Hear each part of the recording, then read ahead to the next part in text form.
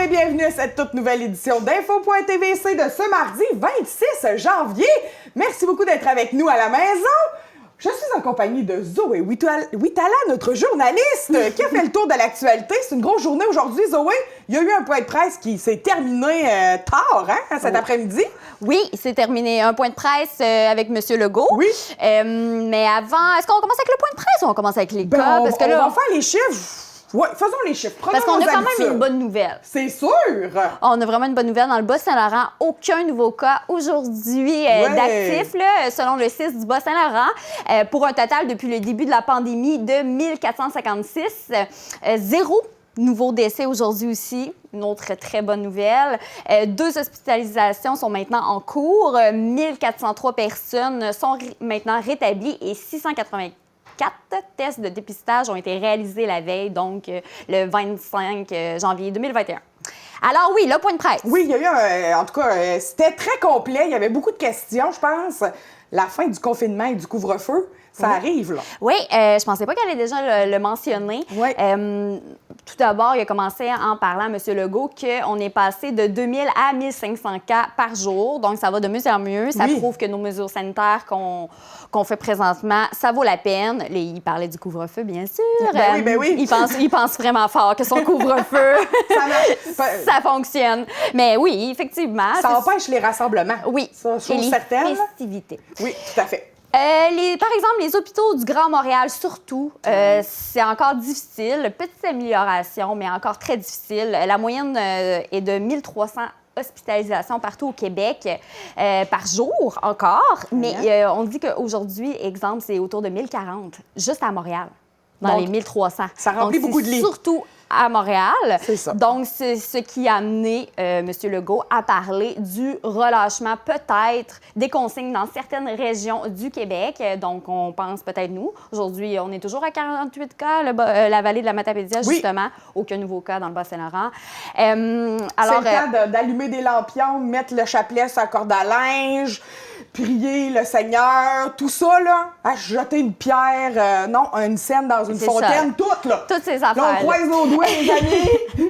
Alors, on va avoir une annonce à ce sujet le 8 février.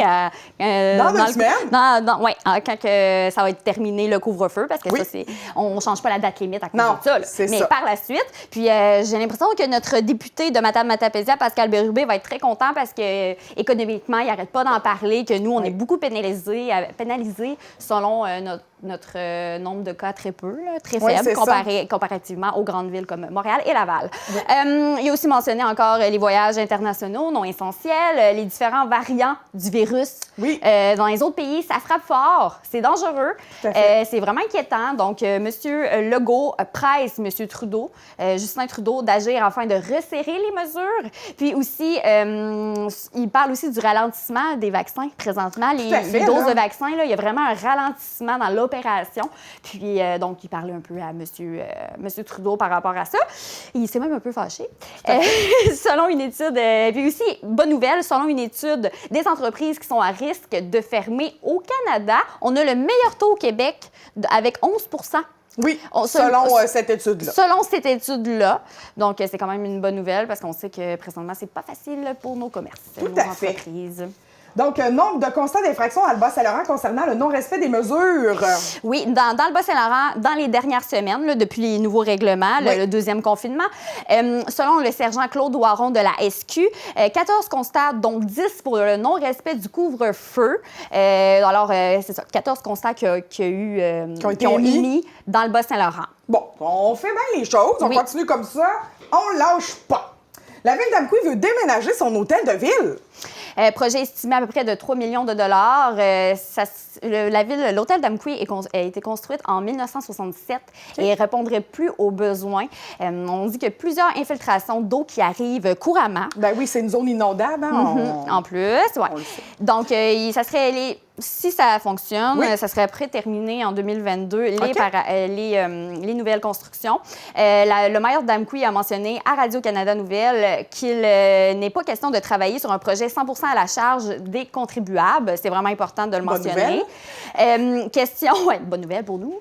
Question, où serait l'hôtel de ville? Bon, il serait réaménagé au centre récréo-culturel. Donc, où il y a la piscine. Où qu'il y a la piscine. Oui. Il y a déjà une partie de l'administration de la ville d'Amqui qui est là. Hein? 5 personnes. Oui. Donc, on rassemblerait tout le monde ensemble. Oui. Et il construirait au centre récréo-culturel parce qu'il va falloir agrandir. C'est Tout à fait. ça, les constructions va falloir faire. Donc, ça serait une annexe de 2 étages au-dessus, puis un réaménagement des locaux actuels. On sait qu'il y a plein de locaux. Exemple, j'imagine qu'ils parlent peut-être au sous-sol. Oui, il y a plein de locaux libres. Locaux libres. Donc, c'est ça. À suivre. Oui, en terminant, je le passe en entrevue la semaine prochaine. Donc, on va avoir plus d'explications. Parfait. Monsieur Pierre Damour, le maire d'Amqui. Et bonne nouvelle, le Centre d'éducation des adultes a effectué une remise de méritas. Le 10 décembre dernier a eu lieu l'événement. Grâce aux généreux donateurs, les étudiants ont pu recevoir des bourses et cadeaux pour souligner leurs efforts. 3 étudiants étaient absents lors de la remise, donc pas sur les photos que vous allez voir à l'instant, soit Alicia Gignac, Christina Plante, Vincent Turcotte et Mikey Voyer-Lévesque. Donc, félicitations. Ben oui, bravo. C'est toujours important de souligner la persévérance scolaire de nos jeunes. Petite tape dans le dos, ça fait toujours du bien. Puis on sait que les journées de la persévérance scolaire en février s'en viennent aussi. Donc, bon timing!